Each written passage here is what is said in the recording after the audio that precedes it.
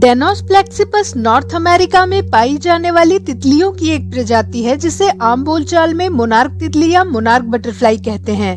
माना जाता है कि इंग्लैंड के राजा विलियम तृतीय, जिन्हें प्रिंस ऑफ ऑरेंज के नाम से जाना जाता था, उन्हीं को श्रद्धांजलि के रूप में इन तितलियों को मोनार्क यानी सम्राट नाम दिया गया था।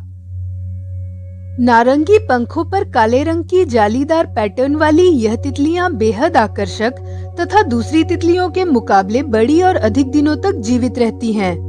मोनार्क तितलियां मूल रूप से नॉर्थ अमेरिका की निवासी हैं, परंतु यह ऑस्ट्रेलिया, न्यूजीलैंड, स्पेन, हवाई द्वीपों अथवा साउथ अमेरिका की ट्रॉपिकल लैटिट्यूड्स में भी मिलती हैं, खासकर उन जगहों पर जहां मिल्कवीड नाम के जहरीले पौधे पनपते हैं।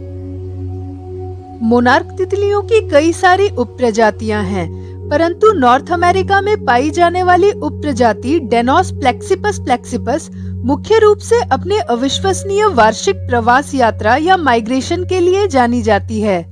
अन्य उपप्रजातियां मामूली या कम दूरी का प्रवास करती हैं या बिल्कुल भी प्रवासी नहीं होती। मोनार्क तितलियां ही एकमात्र ऐसी तितलियां हैं जो प्रवासी पक्षियों की तरह सीजनल माइग्रेशन के लिए जानी जाती हैं। मोनार्क तितलियों के प्रवास को दुनिया की सबसे शानदार प्राकृतिक घटनाओं में से एक माना गया है। तो क्या है ये शानदार घटना, आइए समझते हैं। नॉर्थ अमेरिका की सबसे बड़ी पर्वत श्रृंखला रॉकी से उत्पन्न होने वाले भौगोलिक अवरोध या ज्योग्राफिकल बैरियर की वजह से मोनार्क तितलियों की आबादी दो हिस्सों में बटी हुई है।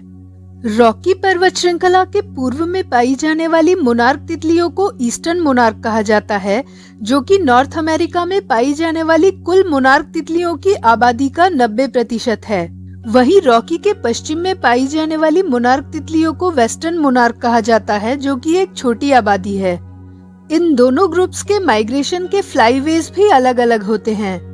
वेस्टर्न मोनार्क पॉपुलेशन का फ्लाईवे छोटा होता है क्योंकि यह साउदर्न कैलिफोर्निया की तटवर्ती इलाकों में माइग्रेट करती हैं, और ईस्टर्न मोनार्क पॉपुलेशन सीधे दक्षिण में सेंट्रल मैक्सिको की ओर करीब 2000 मील दूर पलायन करती हैं। उत्तर से दक्षिण और फिर दक्षिण से उत्तर के प्रवास को मिलाकर यह नाजुक तितलियां करीब 4500 किलोमीटर की यात्रा तय करती हैं। सर्दियों के शुरू होने से पहले यानी सितंबर अक्टूबर के महीनों में जैसे जैसे दिन छोटा होता जाता है और तापमान घटने लगता है, ठंड से बचने के लिए लगभग लाखों की संख्या में मोनार्क तितलियां यूएसए तथा कनाडा की अपनी घरेलू सीमाओं को छोड़कर दक्षिण में फ्लोरिडा और मैक्सिको की ओर पलायन करती हैं।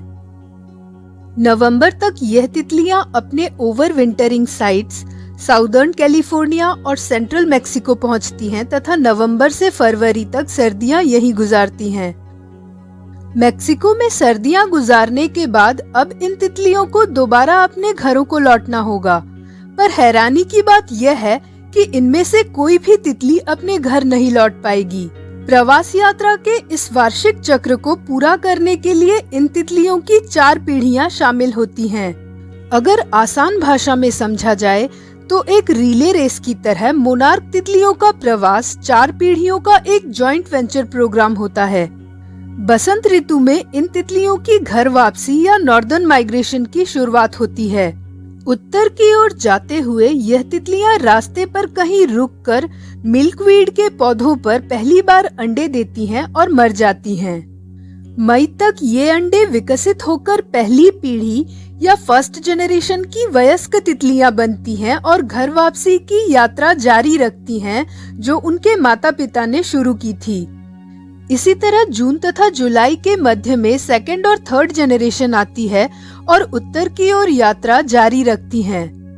सेकंड और थर्ड जनरेशन की तितलियां उन तितलियों के ग्रैंड चिल्ड्रन अथवा ग्रेट ग्रैंड चिल्ड्रन होते हैं जिन्होंने सर्दियां बिताने के लिए उत्तर से दक्षिण की ओर माइग्रेट किया था। नॉर्थ में पहुंचकर गर्मियों के अंत तक अगस्त में इनकी चौथी अथवा अंतिम पीढ़ी या 4th जनरेशन आती है। 4th जनरेशन को सुपर जनरेशन भी कहा जाता है क्योंकि ये वजन तथा आकार में पिछले तीनों जनरेशन से बड़ी होती है। इसके अलावा 4th जनरेशन 7 से 8 महीनों तक जीवित रहती हैं, जबकि फर्स्ट, सेकंड और थर्ड जनरेशन का जीवन काल कुछ ही हफ्तों का होता है। यही फोर्थ सुपर जेनरेशन सितंबर अक्टूबर के महीनों में सर्दियां बिताने के लिए दोबारा नॉर्थ से साउथ माइग्रेट करेंगी और सर्दियां समाप्त होने पर साउथ से नॉर्थ लौटते हुए फर्स्ट जेनरेशन को पैदा करके मर जाएंगी। चौथी पीढ़ी की एक और खास बात यह है कि सर्दियां बिताने के लिए साउदर्न माइग्रेशन से पहले यह तितलियां रिप्रोडक्टिव डायापोज फेज में चली जाएंगी, जिससे यह दक्षिणी प्रवास तथा सर्दियों के दौरान प्रजनन नहीं कर पाएंगी और इनकी बॉडी में फैट जमा होने लगेगा और यह पिछली पीढ़ियों के मुकाबले अधिक ऊर्जा संचय कर सकेंगी, जिससे उन्हें नॉर्थ से साउथ तक सिंगल जेनरेशन में पूर्ण प्रवास या माइग्रेशन की शक्ति प्राप्त होगी। हैरानी की बात यह है कि यह नाजुक तितलियां उन्हीं जंगलों तथा उन्हीं पेड़ों पर सर्दियां बिताने के लिए उतरेंगी जहां पर इनके पूर्वज उतरे थे। सर्दियों की समाप्ति पर रिप्रोडक्टिव डायापोज भी खत्म होने लगेगा और प्रजनन की गतिविधियों की शुरुआत तथा उत्तरी प्रवास को गति मिलेगी और इसी तरह प्रतिवर्ष इन तितलियों की प्रवास यात्रा का चक्र चलता रहेगा। दोस्तों, आखिर मोनार्क तितलियां इतना लंबा और खतरनाक प्रवास कैसे कर पाती हैं? अध्ययनों से यह पता चला है कि इन तितलियों के पास दो आंतरिक घड़ियां यानी इंटरनल क्लॉक होते हैं, जिससे यह ऋतुओं का पता लगा पाते हैं कि प्रवास यात्रा कब शुरू करनी है, और एक इंटरनल मैग्नेटिक कंपास होता है जो इनकी दिशा का निर्धारण करते हैं। दुख की बात यह है कि पिछले 2 दशकों में 90% की दर से इन तितलियों की संख्या कम हुई है, जिसका कारण जलवायु परिवर्तन, एक्सट्रीम वेदर इवेंट्स, पेड़ों की कटाई, पेस्टिसाइड के छिड़काव से मिल्कवीड पौधों की कमी आदि घटनाओं को जिम्मेदार माना गया है, जिस वजह से मोनार्क तितलियों के संरक्षण के लिए इन्हें IUCN द्वारा जारी रेड लिस्ट में लुप्त प्राय यानी एंडेंजर्ड की श्रेणी में रखा गया है।